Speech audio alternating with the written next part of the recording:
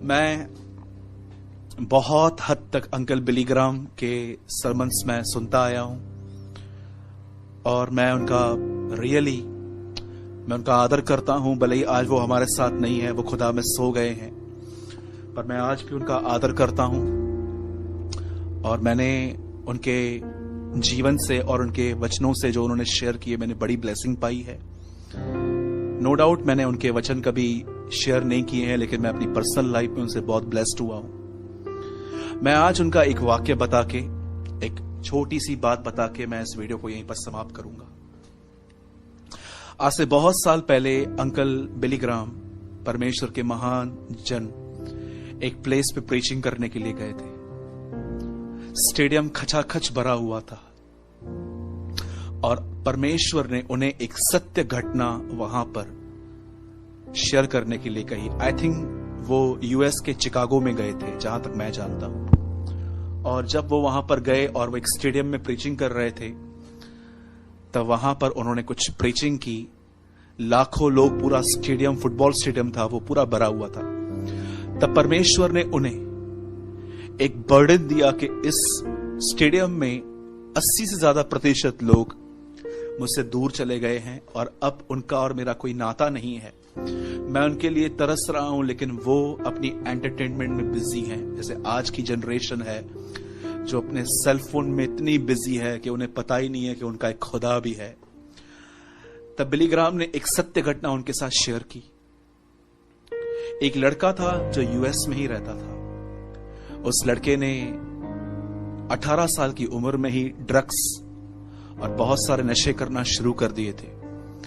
और एक समय ऐसा आया कि उस लड़के को इन चीजों की इतनी आदत सी पड़ गई कि अगर उसके पास पैसे नहीं होते थे तो वो घर से पैसे चुराता था, लोगों से पैसे लेता था। और एक बार तो उसने हद कर दी जब उसने एक शॉप पे चोरी की। और उस समय, उन दिनों में जब उसने वो चोरी की, तो कुछ समय के बाद वो पुलिस के हाथ से पकड़ा गया और पुलिस ने उसको एक केस चलाया और कुछ ही समय के बाद वो जेल में था। जेल में एक दिन एक परमेश्वर का जन जेल मिनिस्ट्री करता था। वो जेल में लोगों को गॉस्पेल बताता था। तब एक बंदा वहां पर गया, तो जब वो गॉस्पेल शेयर कर रहा था, तब ये भी आदमी जो चोरी के केस में अंदर था, लड़का, इसने भी ये वचन सुने और उसे रियलाइज हुआ कि इसने भी गुनाह किया है। और इसने इस प्रचारक से पूछा, क्या यीशु मसीह मुझे माफ करेंगे? मैंने इतना ड्रग्स लिया है, मैंने अपनी बॉडी के साथ। याद रखना मेरे भाइयों और बहनों, आप परमेश्वर का मंदिर हो। आपको शराब, बीड़ी, सिगरेट, ड्रग्स, व्यभिचार, मैस्ट्रिब्यूशन, हस्तमैथुन के पाप, ये सब करने का अधिकार नहीं है। इससे परमेश्वर का मंदिर खराब हो रहा है। याद रखना, पहला कुरिन्थियों 3:17 में लिखा है, परमेश्वर का मंदिर पवित्र है और वो तुम हो। आप उस पवित्र मंदिर को खराब न करें।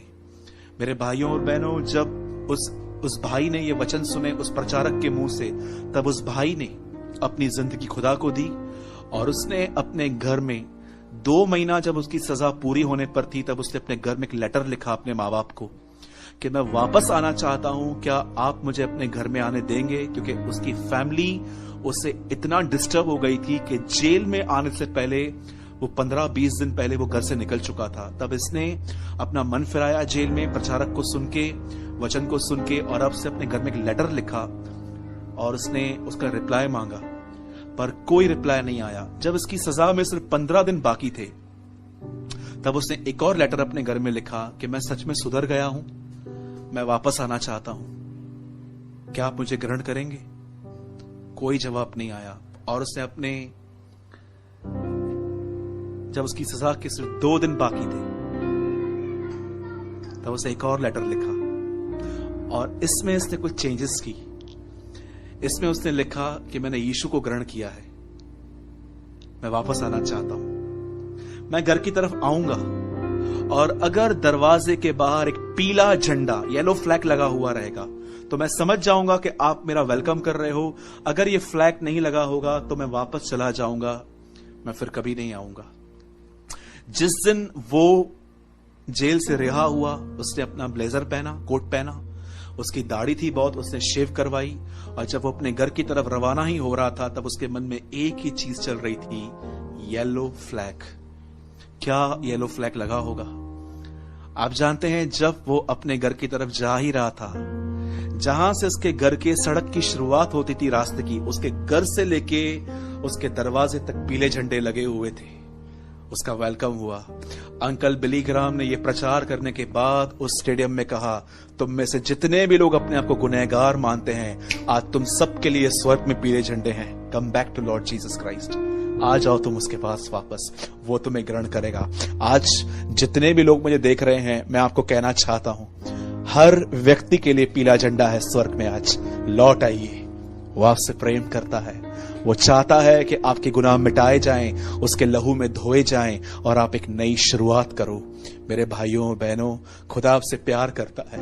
मैं जानता हूं आप में से कुछ लोग आज के वचन को सुन के बहुत रो रहे हैं, कुछ लोग बिलक बिलक के रो रहे हैं, क्योंकि मैं जानता हूं खुदा का कलाम बहुत स्पष्ट तरीके से हमारे पास आया है।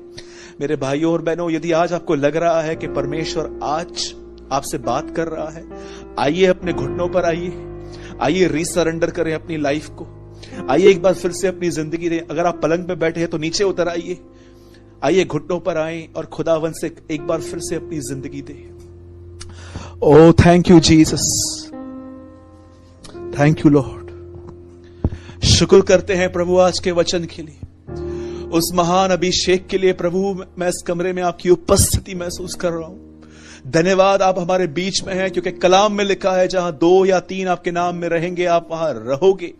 मैं दुआ करता हूं हर मेरा भाई, हर मेरी बहन प्रभु जो तुझे सुन रही है, हर बुजुर्ग, हर बच्चा, तू हर एक को छू प्रभु, हर एक को अपने प्रेम से भर, हर एक को अपने प्रेम का बपतिस्मा दे और हर एक को नया जीवन दे। देख प्रभु, हम लौट आए हैं। लौट आने में ही तुम्हारी भलाई है। होशे कहता है, हम पर दया कर, हम पर अनुग्रह कर प्रभु, हम पर रहम कर। हम विश्वास करते हैं आपने हमारी दुआओं को सुना। हम विश्वास करते हैं हम एक बार फिर से आपके आर्म्स में हैं। हम बिलीव करते हैं आपने हमें गले लगाया है, आपने हमें चूमा है, आपने हमें अंगूठी पहनाई है, आपने हमें नए वस्त्र पहनाए हैं। हम बिलीव करते हैं जब एक व्यक्ति पाप से मन फिराता है तो स्वर्ग में जश्न होता है। हम विश्वास करते हैं कि स्वर्गदूतों की टोली नाच रही है, क्योंकि बहुत लोग लौट आए हैं। I give you all the glory Lord, I give you all the praise. हम आपको आदर और महिमा देते हैं, शुक्रगुजारी करते हैं आज के कलाम के लिए प्रभु। यस्सु के नाम में दुआ मांगते हैं, आमीन, आमीन।